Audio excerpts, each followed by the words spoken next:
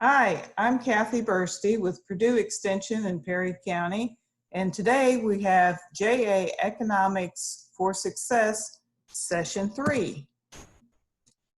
During our previous sessions, we discussed the importance of setting goals and choosing an occupation that reflects our skills, interests, and values.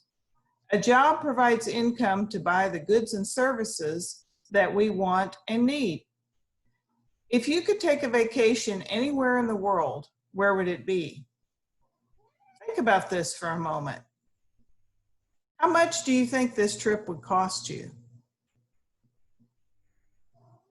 Make a guess if you don't really know.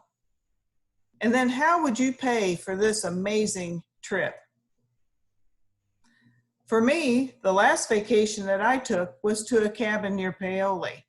I shared the cabin with 3 friends, so we divided the cost of the cabin and food for the meals that we cooked together. We hiked and visited a museum in French Lick. In addition, we ate out one meal probably every day. My cost for food, my share of the cabin rental for 4 days, gas to get there, and since I drive a Prius, that was pretty cheap because I get 55 miles per gallon.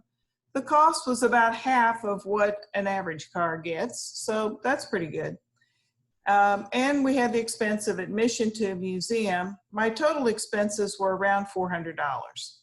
Now that's much less than my typical week-long vacation to Florida or California, which are 2 of my favorite places to go. Transportation, lodging, and meals cost more on those week-long trips. And if I go to Disney or Universal Studios, tickets and meals on those days usually run about $200. So a typical week-long vacation in California or Florida usually costs me $1,500 to $2,000. Now, how does this compare to what you estimated your vacation to be? To be able to afford these vacations, I save a little bit each month. And by saving in advance, I know how much to spend, how much I can spend on a vacation, and I don't spend extras by charging up my credit cards and then having to pay interest on them. The only time I'll use my credit cards is if I can pay it in full at the end of each month. A budget is a careful plan for spending or saving within a certain time period. Buying everything we want can make it hard to pay our bills. Both high and low income workers need a budget because a budget is a tool that helps them manage the money and track their spending. A balanced budget means spending less than you earn. It also means spending appropriate amounts in certain categories like housing, food, clothing, gifts to charity, and savings. It's important to know what these expenses are and to write down a budget in advance so the money isn't spent on things that you really don't need or want, and then you're able to save for the things that are most important to you. A little time spent setting your budget can make your money go much further in the end. Income and expenses. Income is the amount earned from wages or other sources, and expenses are the amount spent to make purchases and pay bills. And people who manage their money well carefully examine both their income and their expenses. Because people earn a certain amount of income in a month, budgets involve choices and opportunity costs. An opportunity cost is the next best alternative that's given up when a choice is made. For example, running an air conditioner on a hot day or heating a home in the winter may mean less money in your budget for entertainment. If your priority is being comfortable in your home, and for most of us that's a pretty high priority, you may not have the money to go to a movie or go out to eat when those expenses are high. A recent opportunity cost that I incurred was when my roof started leaking, and that wasn't something that I could put off fixing. Having it repaired was much more important than going on an expensive vacation. Therefore, I spent the money on the necessary home repair and had much less money for a vacation, so I chose a shorter vacation closer to home that was much less expensive. Gross and net income. Your gross income is the income before all taxes have been deducted, and your net income is after the taxes have been deducted. Workers don't get to keep all the money that they earn. Taxes are automatically deducted from the earnings.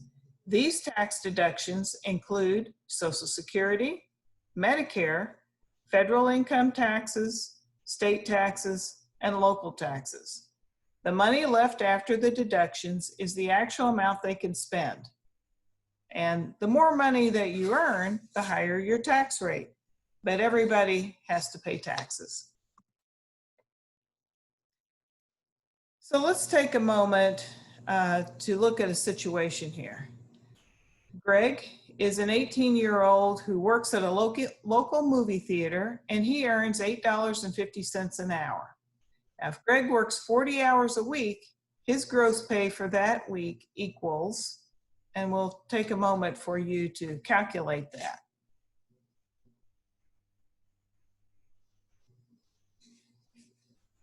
Did you get an answer? The correct answer is $340. So you take $8.50 an hour times 40 hours. Okay, now after taxes and deductions, Greg's net weekly pay is $297.33. Greg gets paid every week, or Greg gets paid every other week. So his net paycheck for 2 weeks is how much? Give you a moment to make that calculation.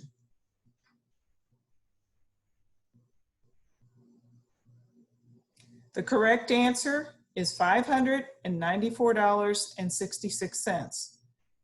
This is $297.33 that he gets paid every 2 weeks times 2.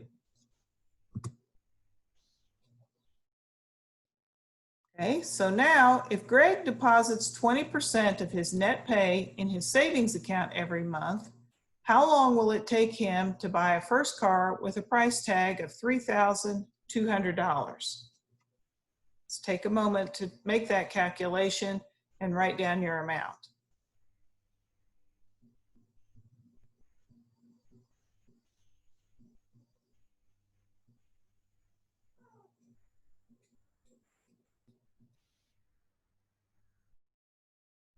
How many of you said almost 14 months? How did you get that answer? Well, 20% of Greg's pay every 2 weeks is $118.93. He receives 2 paychecks each month, so he saves $237.86 each month. The cost of the car is $3,200. Divide that cost by the amount he is saving every month, the $237.86, and the total that you should have gotten is 13.45, which is almost 14 months. It will take Greg about 1 year and 2 months to save enough for his first car. Now he has a plan and hopefully the motivation to save for the car instead of spending all of his money each month. So to review, first, thank you for your participation. Budgeting is the most important part of your financial future. When creating a budget, you must make decisions about how you will pay for the items that you want and the ones you need. In our next session, we'll discuss how to make good decisions using credit.